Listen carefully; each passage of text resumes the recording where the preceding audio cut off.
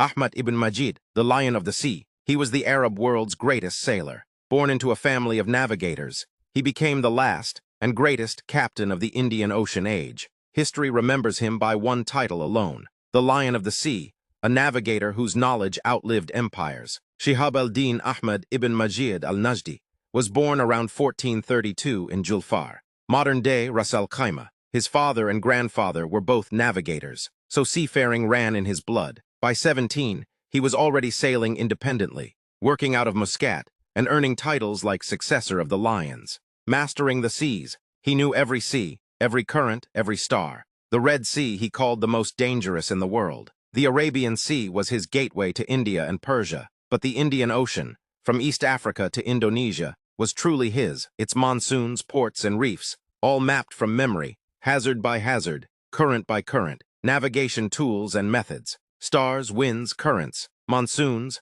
Ibn Majid turned sailing into a science. With a wooden tool called the kamal held between his teeth, he measured star height to find latitude. He documented the standing compass and used the 28 lunar mansions to track the seasons. Centuries before satellites, compasses, or GPS ever existed. Kitab al-Fawaid. In 1490, he wrote his masterwork, the Book of Useful Information on the Principles and Rules of Navigation. It held lunar mansions, port charts, and monsoon patterns, the most complete navigation encyclopedia the medieval world produced. Two of his original handwritten copies still survive in Paris today, preserved as treasures of maritime history. Arab maritime legacy. He didn't build this alone. He stood on 500 years of Arab seafaring, sailors who dominated Indian Ocean trade for centuries, connecting Africa, Arabia, Persia, and Asia, using swift dhows that could sail closer to the wind than European ships. The Vasco da Gama question. You've probably heard the claim that Ibn Majid guided Vasco da Gama to India in 1498,